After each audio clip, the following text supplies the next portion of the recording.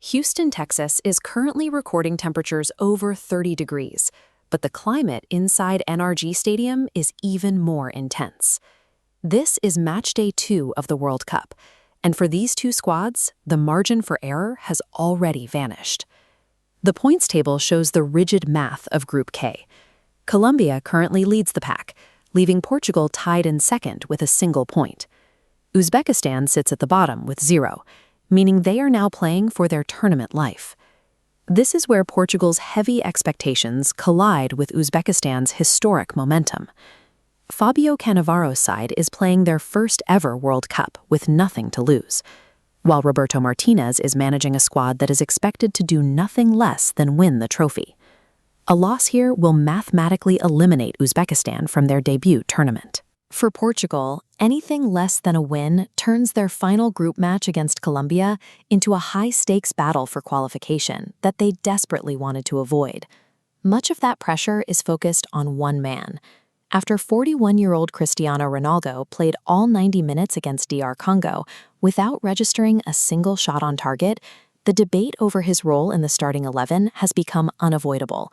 Former players have been vocal. Thierry Henry pointed to an incident where Ronaldo's positioning may have cost Bruno Fernandes a scoring opportunity, stating simply, "The team needs to score, not you." That critique has fueled rumors of a civil war in the dressing room, with younger stars like Vitinha and João Neves finding themselves at the center of a social media storm regarding their captain's influence on the pitch. While Portugal manages this internal friction, Uzbekistan is operating on a high. They scored their first ever World Cup goal in their opener, and they arrive in Houston as an unburdened, dangerous opponent. Portugal's greatest historical asset, the legacy of their captain, is now the central question mark, hanging over their tactical preparation and their psychological state heading into this second match. Roberto Martinez is unlikely to change his core philosophy. He relies on a possession-heavy 4-3-3 system designed to control the pace of the game and tire out opponents through constant ball movement. The key is João Cancelo's movement. Watch as the right back slides centrally, joining Neves and Vitinha to form a midfield box. This overload dominates the center, releasing Bruno Fernandes higher into the pockets of space between the opposition's lines. Fabio Cannavaro is prepared for this. Uzbekistan will likely deploy a compact 5-4-1 low block, a defensive structure specifically engineered to absorb central pressure and deny space to creative players like Fernandes. We saw how disciplined this defense can be against Colombia. Uzbekistan didn't record a single touch inside the opposition penalty area in the first half, and their expected goals sat at just 0.02. This match won't be a typical end-to-end game. It is a siege. Martinez has to find a mathematical way to dismantle a defensive wall that is perfectly comfortable with Portugal holding 70. Without movement in the box to create decoys, their possession becomes easy for Uzbekistan to track and defend. The second critical battle is in the center, where Fernandes's vision meets the physical disruption of Atabek Shukurov. Shukurov's primary job is to shadow Fernandes and deny him the fraction of a second needed to find a passing lane.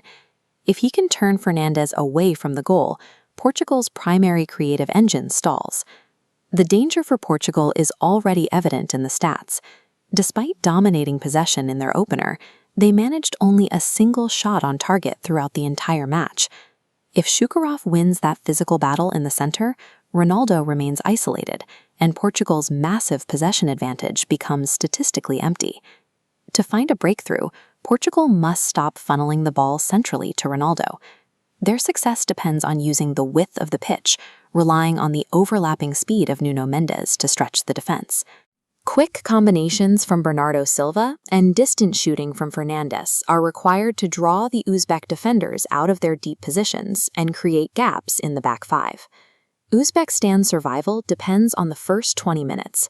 If they can maintain their shape early, they can allow the mounting anxiety and frustration within the Portuguese squad to disrupt Martinez's tactical discipline. Their counterattack trigger will be vertical. The moment Cancelo moves into the midfield, Uzbekistan will look to launch direct passes into the space he leaves behind, utilizing Shomurodov to hold the ball up for runners. This match won't be decided by raw talent alone. Victory belongs to the side that executes their spatial strategy most effectively before the pressure of the tournament causes their discipline to break. Expect Portugal to hold over 70% of the ball, but they will likely struggle to create clear openings until Martinez introduces more direct, energetic substitutes in the second half. Because of the talent gap, a pragmatic Portugal win is the most likely outcome, likely by a scoreline of 1-0 or 2-0. Watch Bruno Fernandes closely. He will need to find the specific passes through those compact lines to create a breakthrough. For Uzbekistan, Abbasbek Fayzulayev remains their most dangerous wildcard on the break. The math is final. A win likely secures Portugal's spot in the round of 32, while a second loss would end Uzbekistan's historic debut. Portugal is fighting to prove their current generation can still thrive under the legacy of their captain, while Uzbekistan is fighting for Central Asian football pride on the world stage.